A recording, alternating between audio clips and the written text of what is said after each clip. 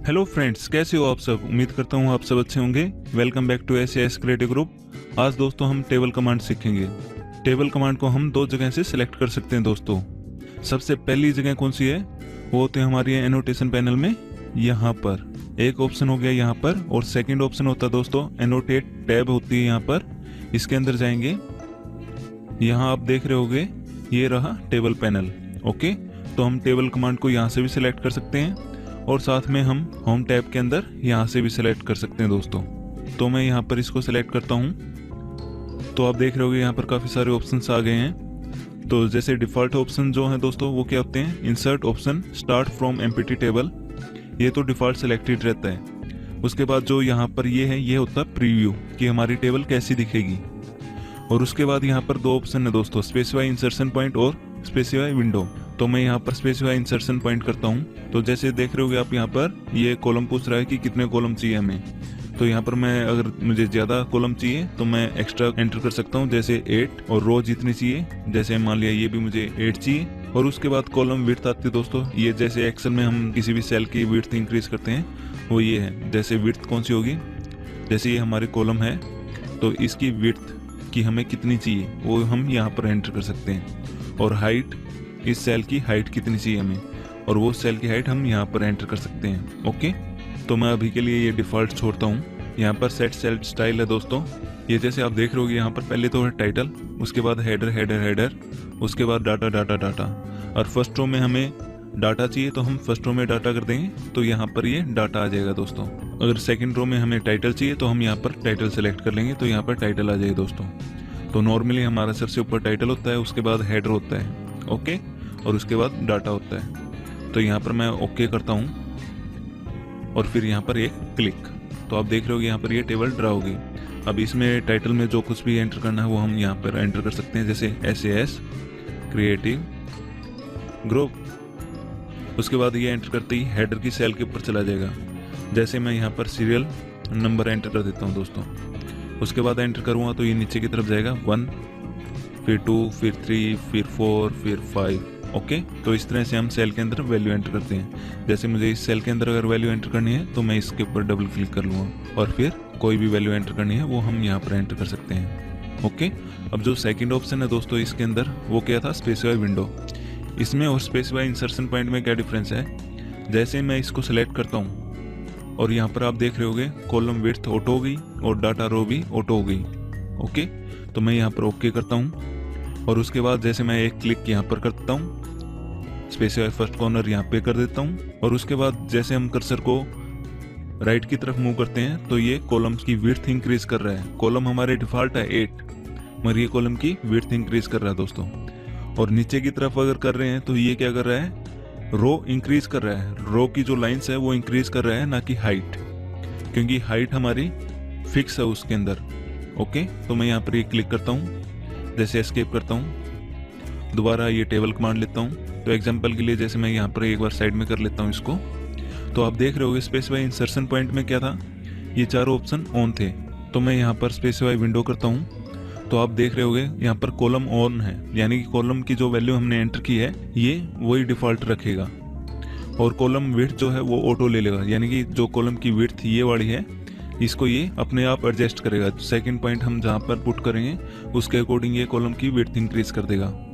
Okay, और उसके बाद यहाँ पर जैसे आप देख रहे होगे डाटा रो, ये ऑटो है, यानी कि जो रो की लाइन्स है ये ऑटोमेटिकली इंक्रीज कर देगा। जितना हम कर्सर को डाउन लेते जाएंगे उतनी ये लाइनें इंक्रीज होती रहेगी। और रो की हाइट हमने यहाँ पर 1 रख रखी है, तो इसलिए सबकी सेम हाइट रखेगा। ओके, अगर हम इसको चेंज करते हैं, कॉलम विड्थ लेते हैं यहाँ पर, तो ये अल्टरनेट कर देगा इसको।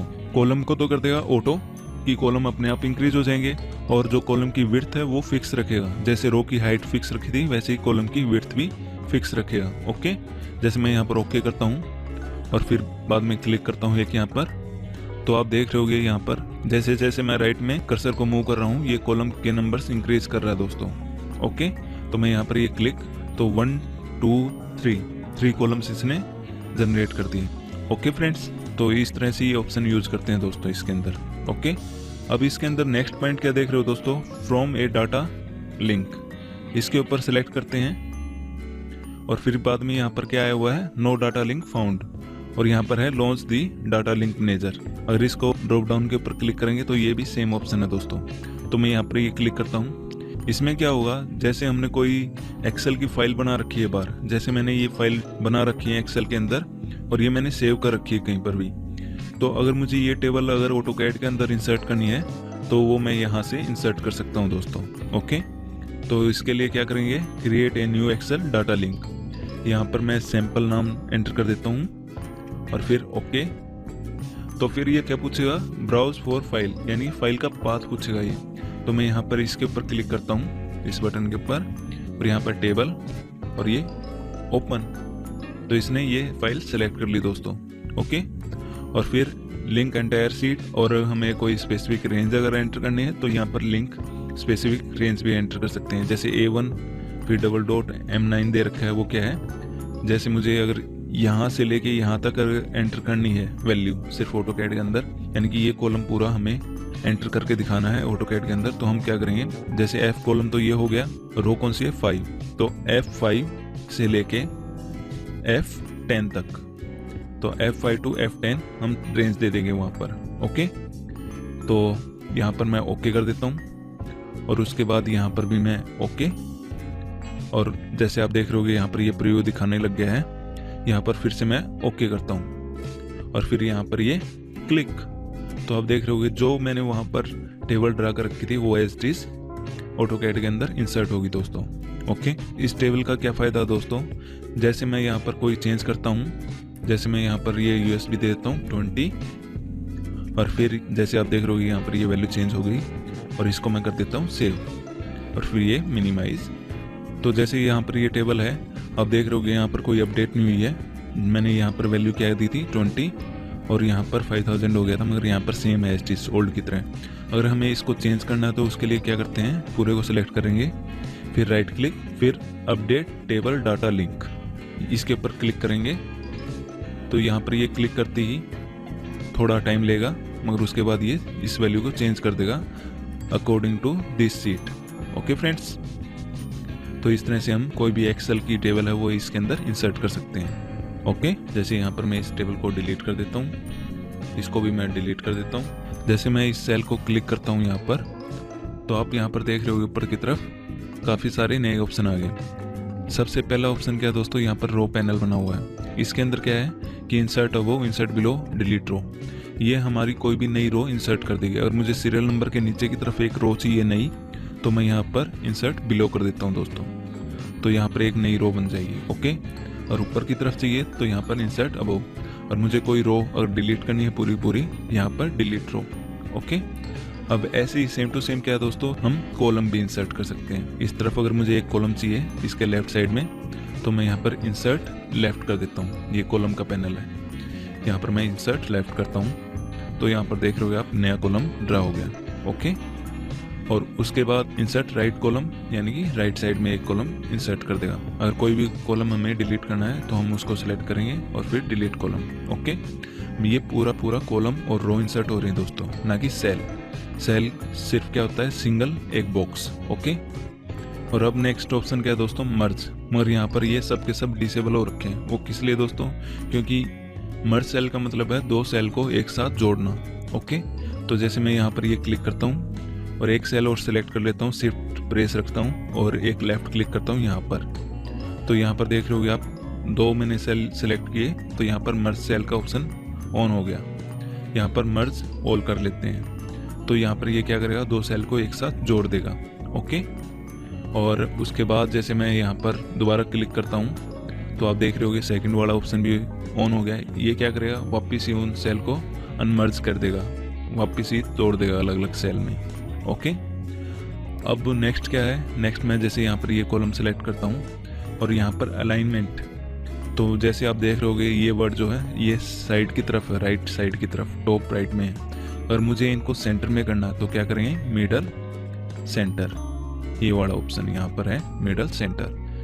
जब हम इसके ऊपर क्लिक करेंगे तो ये सारे जो राइट साइड में थे 1 2 3 4 ये मिडल में आ जाएंगे। ओके, इस तरह से हम इनका अलाइनमेंट भी कर सकते हैं।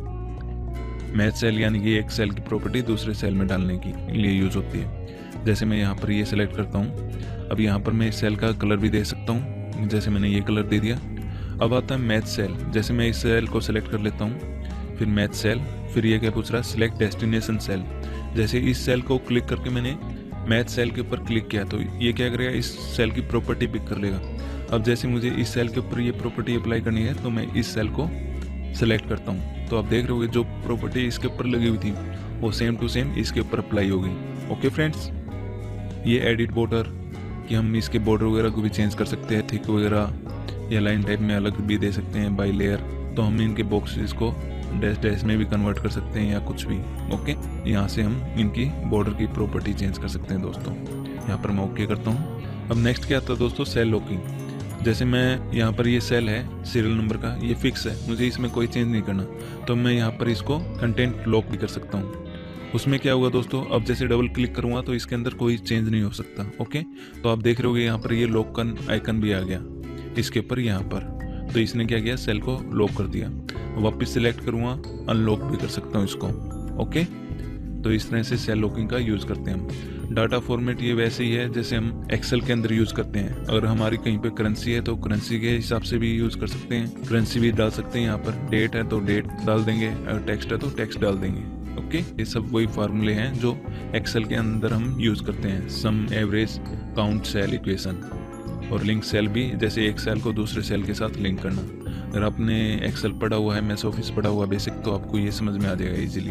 ओके, तो अब नेक्स्ट इसके अंदर क्या है दोस्तों, टेबल के अंदर टेबल ओपन करते हैं और उसके बाद जैसे यहाँ पर टेबल स्टाइल का एक ऑप्शन है, इसके ऊपर क्लिक करता हूँ तो आप देख रहे होगे एक नई विंडो खुल गई। यहाँ पर मैं मॉडिफाई करता हूँ, तो जैसे आप देख रहे होगे यहाँ पर जो टेबल है उसका स्टाइल एंटर कर सकते हो। जैसे मुझे टाइटल के अंदर अगर बैकग्राउंड कलर फिल करना है या कुछ चेंज करना है तो मैं क्या करूँगा, यहाँ पर सेट स्टाइल में जाऊँगा, यहाँ पर टाइटल, या हम खुद का नया भी क्रिएट कर सकते हैं स्टाइल। ओके, तो जैसे मैं टाइटल के ऊपर गया, अब फील कलर के अंदर जैसे मुझे बैकग्राउंड में चाहिए सियान, तो आप देख रहे होगे यहाँ पर टाइटल के अंदर बैकग्राउंड कलर सियान आ गया। ओके, अब फिर आता है अलाइनमेंट।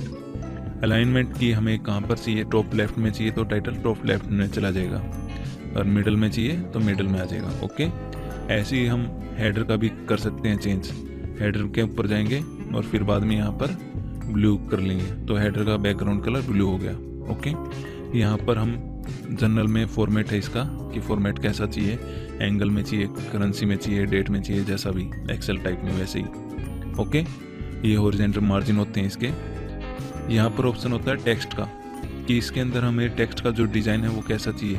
अगर हमें इसका स्टाइल चेंज करना है, टेक्स्ट का फ़ॉन्ट टाइप चेंज करना है या कुछ भी चेंज करना है वो हम यहाँ से भी कर सकते हैं। और कलर चेंज करना है, टेक्स्ट कलर जैसे मुझे चाहिए यहाँ पर येलो, तो ये टेक्स्ट का कलर येलो हो गया दोस्तों। और टेक्स्ट किसी एंगल के ऊपर चाहिए, 45 के ऊपर चाहिए, तो यहाँ पर 45 एंटर कर दूंगा तो आप देख लोगे ये तिरछे टेक्स्ट आ गए। ओके, और उसके बाद टेक्स्ट की हाइट यहाँ पर इंक्रीज कर सकते हैं। और टेक्स्ट का फ़ॉन्ट टाइप चेंज करना है तो यहाँ पर जाएंगे और यहाँ पर हम न्यू भी लेयर कर सकते हैं, जैसे मैंने पिछली वीडियोज़ में बताया था आपको। जैसे फ़ॉन्ट नेम कुछ भी डाल सकते हैं यहाँ पर। ओके, और फिर हम क्या करेंगे, उसको अप्लाई कर देंगे तो उससे क्या होगा, ये फ़ॉन्ट चेंज हो जाएगा दोस्तों। फिर यहाँ पर ओके, फिर क्लोज, फिर ओके। तो इस तरह से हम पूरी टेबल कमांड यूज़ करते हैं दोस्तों। ओके, अब जैसे मैं एस्केप करता हूँ, अब जैसे मैं इस सेल को सिलेक्ट करता हूँ, यहाँ पर जैसे आप देख रहे होगे ब्लू बॉक्सेस, इनके ऊपर क्लिक करूँगा तो इसकी विड्थ हम मैन्युअली भी इंक्रीज़ कर सकते हैं दोस्तों। हाइट अगर इंक्रीज़ करनी है तो यहाँ से हाइट भी इंक्रीज़ कर सकते हैं। ओके,